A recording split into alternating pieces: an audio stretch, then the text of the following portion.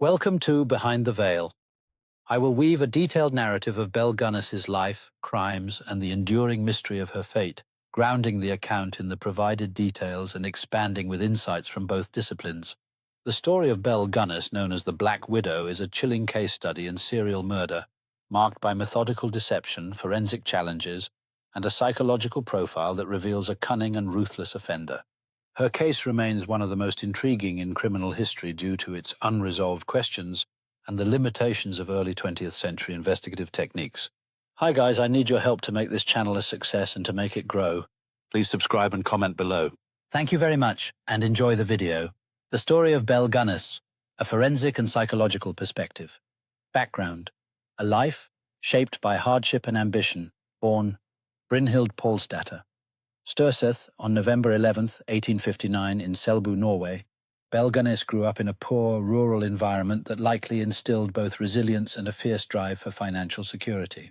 Little is documented about her early years, but the harsh realities of her upbringing, marked by poverty and limited opportunities, set the stage for her later ambition. As a forensic psychologist, I note that such environments can foster a scarcity mindset where survival instincts may evolve into ruthless pragmatism, especially in individuals predisposed to personality disorders. In her early 20s, Belle immigrated to the United States, settling in Chicago around 1881, seeking a better life. She adopted the name Belle or Bella, marrying Mads Sorensen in 1884, her first known husband. Belle's early years in America were not glamorous. She worked menial jobs, and her marriage to Sorensen was strained by financial struggles. The couple had 4 children, 2 of whom died young under suspicious circumstances, with symptoms consistent with poisoning. Both deaths were accompanied by insurance payouts, a pattern that would define Belle's later crimes. After Sorensen's death in 1900, conveniently on the one day his 2 life insurance policies overlapped, yielding a significant sum, Belle moved to La Porte, Indiana, purchasing a farm with the proceeds. This marked the beginning of her transformation into a predator, leveraging her charm and cunning to exploit societal expectations of women as nurturing and trustworthy. From a psychological perspective, Belle's early life suggests the roots of antisocial personality disorder, ASPD, characterized by a lack of empathy, manipulativeness, and a disregard for societal norms. Her apparent willingness to harm her own children for financial gain points to narcissistic traits, prioritizing personal gain over human bonds. Her ambition, while not inherently pathological, likely amplified these tendencies, driving her to view others as means to an end. Crimes: the Black Widow's web. Between 1884 and 1908, Belle Gunness is believed to have killed 25-40 individuals, including 2 husbands, multiple suitors, and possibly her own children. Her modus operandi was chillingly systematic. She placed newspaper advertisements in Scandinavian American communities, posing as a wealthy widow seeking a husband to share her prosperous farm. The ads promised companionship and stability, appealing to lonely, often middle-aged men with savings or property.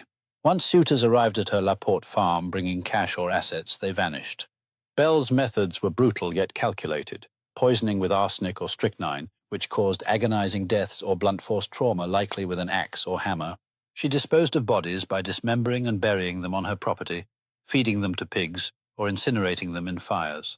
Her victims included Mads Sorensen, died 1900, likely poisoned; Peter Gunness, her second husband, killed in 1902 by a supposed accidental meat grinder injury; several of her children; and numerous suitors, such as Andrew Helgelien, whose disappearance in 1908 sparked the investigation that unraveled her crimes.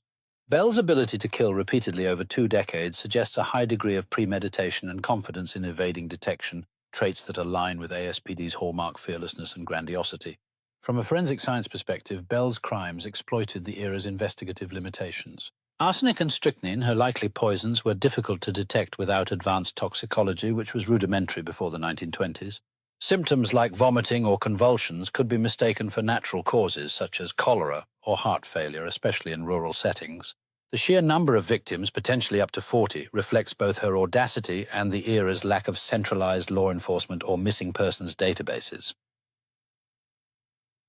The investigation into Belle Gunness began in earnest in April 1908, after her farmhouse burned down under suspicious circumstances. Excavations on the farm revealed a gruesome scene. At least 12 bodies, many dismembered, were unearthed in shallow graves, hog pens, and ash piles. Skeletal remains and dental records helped identify some victims, such as Helgelien, whose remains were found wrapped in burlap.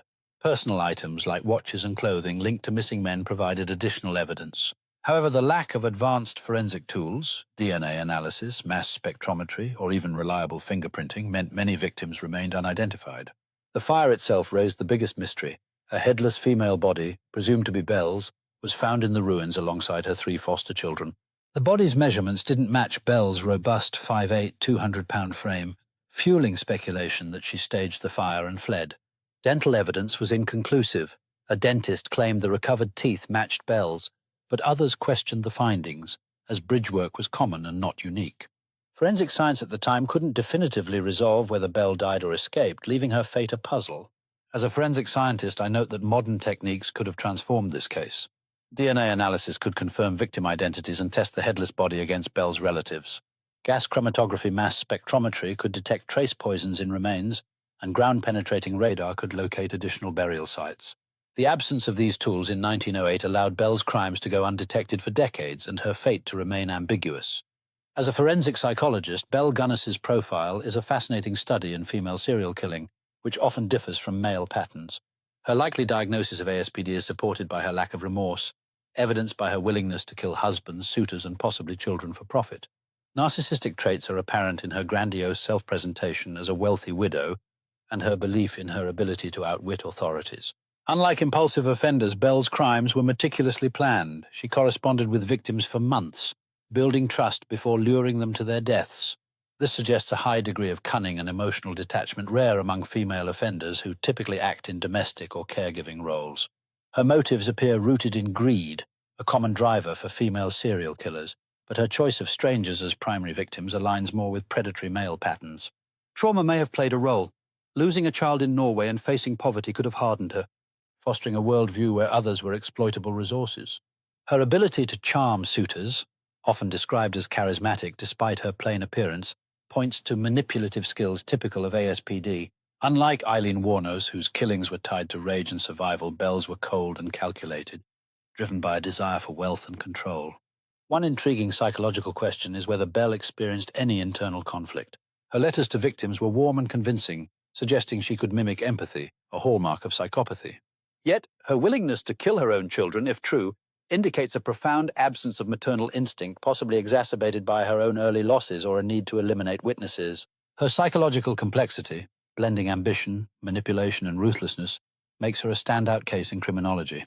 In the end, Belle Gunness remains an enigma, her life and actions sparking ongoing investigations into the darker aspects of human nature. As the investigation into her life continues, it raises profound questions about the nature of evil and the complexities of human behavior. Ultimately, the legacy of Belle Gunness serves as a chilling reminder of the potential for darkness within us all. The haunting narrative of her life urges society to confront uncomfortable truths about violence, manipulation, and the depths of human depravity. Through the lens of history and psychology, Belle Gunness becomes not just a monster, but a complex figure deserving of study and understanding.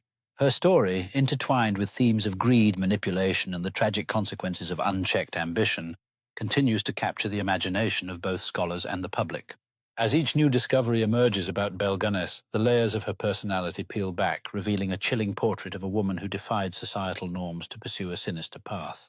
The ongoing fascination with Belle Gunness not only reflects society's appetite for true crime, but also serves as a cautionary tale about the darker aspects of human nature. Through education and remembrance, Belle Gunness's story becomes a platform for understanding the complexities of human behavior and the impact of tragedy on communities. Ultimately, Belle Gunness's chilling narrative ensures that the memories of her victims live on, prompting society to reflect on the past while striving for justice and understanding in the present. As we delve deeper into the layers of Belle Gunness's life, we uncover not only the horrors she committed, but also the societal factors that may have contributed to her dark choices. Through ongoing research and public discourse, Belle Gunness remains a significant figure in understanding the complexities of crime, motivation, and morality in society. The legacy of Belle Gunness serves not only as a chilling reminder of one woman's capacity for evil, but also as a catalyst for ongoing conversations about the nature of crime and its psychological underpinnings. Outcome and legacy. A forensic enigma, Belle Gunness was never arrested, and her fate remains one of the great mysteries in forensic history. The official narrative holds that she died in the 1908 fire, but many believe she faked her death, using a decoy body to escape with her amassed wealth, estimated at $250,000, equivalent to millions today. Sightings of Belle were reported across the U. for decades, including a 1931 claim in Los Angeles, but none were confirmed. Her farmhand, Ray Lamphere, was convicted of arson in connection with the fire, but denied killing Belle, claiming she escaped. His testimony, however, was unreliable, tainted by his own legal troubles. Forensically, the case highlights the challenges of early 20th century investigations. The lack of centralized records meant missing persons weren't easily linked to Belle's farm. Decomposition and fire damage obscured causes of death, and the era's limited toxicology couldn't confirm poisoning in most cases. Psychologically, Belle's case challenges stereotypes of female killers as emotionally driven or confined to domestic spheres. Her predatory nature and financial motive align her closer to male serial killers, though her methods exploited gendered expectations of women as harmless. Belle's story has left a cultural mark, inspiring books, documentaries, and the 2004 film Method. Her La Porte farm is now a historical site, though little remains of the original property. The case underscores the need for advanced forensic techniques and psychological profiling, which could have clarified her victim count and fate. It also raises ethical questions about media sensationalism, as Belle was dubbed the Black Widow to captivate the public, potentially overshadowing the victims' stories. Critical reflection. As a forensic scientist, I see Belle Gunness's case as a testament to the importance of physical evidence. Skeletal remains, dental records, and personal items were critical, yet insufficient in 1908. Modern forensics could resolve lingering questions such as testing the headless body's DNA or analyzing soil for chemical traces of poison. As a forensic psychologist, I view Belle as a rare example of a female serial killer with predatory, profit-driven motives, her ASPD and narcissistic traits amplified by a life of hardship and opportunity. Her ability to evade justice, whether through death or escape, reflects both her cunning and the era's limitations. Thank you for watching, and don't forget to subscribe and like the video.